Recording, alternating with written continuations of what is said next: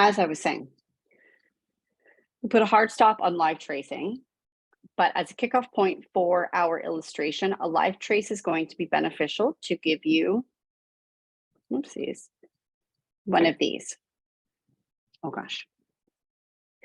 So this is going to give us, you can also do this in Photoshop if you would like, a posterized display of our portrait.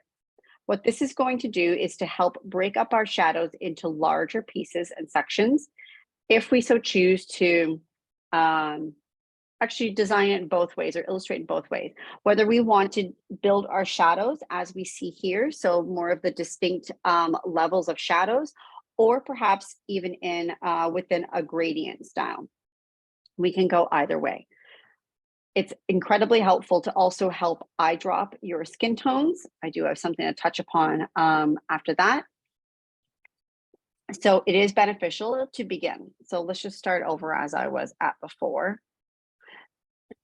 So I popped my image in here. You can embed it if you want. It does obviously increase your file size if you do embed it. The good thing about embedding though, is if you happen to move your image, you're not going to have a broken link. So it's up to you if you want to embed this or not. So what we're going to do, this is embedded currently, is we're going to go ahead and do an image trace. So again, I'm not going to, or say this is where it's going, or this is it right now. If we hit this little image trace options, we can also find that in a window. We can go ahead and adjust the options. So this might just take a little bit of playing with these levels for the amount of colors to see what works best on how to break apart our the shadows in our face and anything like that. Precisely why. So it does take a little bit of time, especially if you have a high resolution photo, which you should have. But once you find that that sweet spot where it breaks up those shadows where you want them to be, you can press OK, and you, for instance, have something along the lines of this. So like I said, from here, I can now see, I can build up these shadows. I can use this and potentially trace this, or I can just use this as my guide, because I'm probably not going to want to have all of those nitty gritty details. I might want to have them smoothed out a little bit. I also might not include every single one. Again, it all depends on you and your style and how you feel you want it to translate in your image. What do we have in the chat here? Does the document setup have to be vertical, or are we allowed to work? You're allowed to work on in a vertical or horizontal, Princess. That's a good question. Just keep in mind that just keep in mind that when we do our postcard, that it very well might, we might need to do a closer crop of it. So, or our trading card, sorry. So it might be a little bit more of a vertical format when we do our trading card. So you might lose some of your elements in there. But some people have already made that decision to do it that way, and that's totally fine as well. Okay. So another thing that I want to mention as we kick off is your file management and your layering. I cannot stress enough how important it is to individually separate all of your pieces. It's going to save you immensely down the line for many reasons. When you need to just go in and isolate anything in the nose, you can. You're going to end up with layers amongst layers amongst layers, like you're layering essentially a million coats of paint. And if you need to get to your 5th coat of paint in, say, the face, if they're not separated, like, good luck finding that bad boy. So I really, really suggest separating everything. The more the merrier, really. So if when in doubt, just add it in another layer. One of the other things I do want to discuss is finding or talk through today is finding, so this is going to help us build out our shadows. We could begin to trace, but before we do that, potentially we might want to start building out our color palette. So lots of folks proposed that they wanted to potentially integrate like a wild color for their portrait. So their skin color is purple, their hair is, you know, fire engine red, whatever it may be. That is absolutely fine. It can be a little bit more difficult to work through when you are doing that, only because the realism isn't there to essentially kind of help guide you the way. That's not to say you can't. Either way, where we want to start is building a little color palette. So if we build a color palette, so say I'm going to go for realistic skin tones. Again, I'm going to use this. I'll leave that little shape there. I'm going to use this as my basis of where I'm going to build off of. So I'm going to find my middle ground and I can build up and I can build down from there. So I'm adding a square. I'm just going to eyedrop right around here. And that's going to be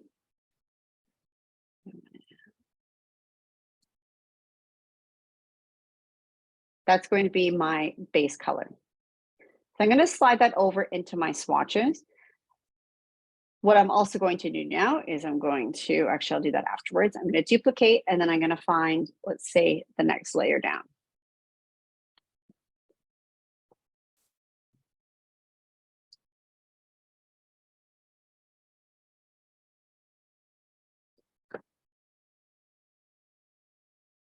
And that goes quite dark. So we'll see how those are. Now, if I want to build a little bit lighter, that's pretty darn close. So you can see now we kind of need a little bit of help here, which is a perfect segue to where I need to go to next. So if this is going to be my brightest tone, number one, it's not looking so good. It looks like I probably need to integrate some new things into my diet. It's quite gray. So at that stage, we might want to just adjust those tones a little bit more. So we can do so that manually, but another way we can do this is, let's make sure we pull all of those in. But we're also going to make each of these a global color. So I'm unsure if anyone's ever done that. So you know when you select a Pantone and you can use your range and you can do a 10% or 50%, that's what a global color will do, but it just keeps the color in a CMYK version, in a CMYK format. So using that base color, I'm going to double click and I'm going to hit global, press OK. So now you can see it's got that little white triangle. And if this was a spot color, which we do not want, but if it was, it would have a little black dot where that white triangle is. And I'm going to just turn those all into global. So now I have this perfect range of tones here where I can literally go and manually adjust the gradation of that. So if I'm not totally happy with this, and perhaps I want to find another mid-range and could go here, and I could actually, in fact, bring that down. Now I feel like I have a much better range in there, maybe bring that up a tiny bit. And now again, I'm going to go and bring it over into there. I'm going to go ahead and delete these for now. So now, I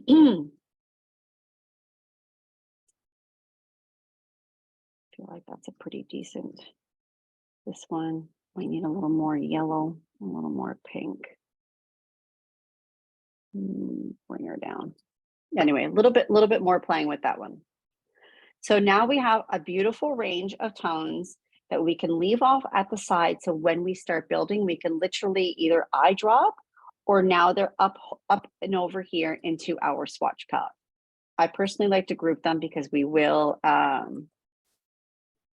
into their own palette, because we will start to build out other colors, whether it be in our background and our shirt, our lips, we're going to do that with our eyes, we're going to do that. And then we'll have a bunch of grouping of colors in our swatch palette. So we'll easily be able to, again, find them.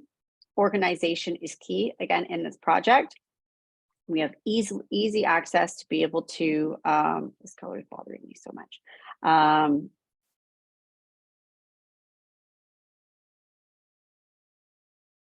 Sorry, that was really ticking me off, that color. So a much nicer tone. And now as we start building our pieces, we can literally just go and say, okay, now I want this one and that one. So there's my second tip for getting this started. Now, when we actually get down to illustrating, what we want to try to do is start from the very back piece and build forward. So anything that we can layer on top and we can essentially cheat our way through is where we want to go. So for instance, the piece of our neck that ends probably up here somewhere, that would be a further back part, and it's going to be maybe one of our darker areas, or maybe it's going to be our mid-range area, and then we're going to build our shadows on top. Again, it's totally up to you how you folks want to build that and which way you go, whether it's front to back to front type thing in shadows. So see, for instance, the head shape is here, but I got to cheat my way through the rest of it because I knew the hair was going to go on top. So we literally just go and grab our pen tool. I'm going to go up into that hair layer. And we start to build. I prefer building when I'm doing a crop. I prefer personally to build in a nice bright color.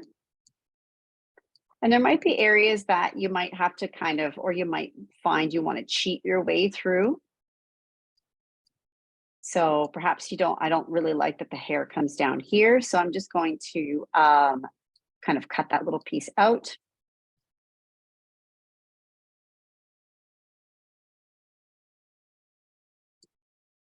And we just keep moving along. And then again, we can kind of cheat because that area is going to be cut off. And there's my hair. So again, I would build out another color palette for my hair. So when I start building out those tones, they're there and they're readily available. So now that I have my hair, I can imagine that perhaps my hat will be on top. So that's where I can maybe clean up that edge if I want to, or maybe I want to have a looser edge. If I want to do something in the back again, or so my face is going to be behind my hair, I can build that out, but again, it's already in a nice low layer, so I can just go ahead and again, start building here. And that's where we can kind of cheat our way around there. And then there's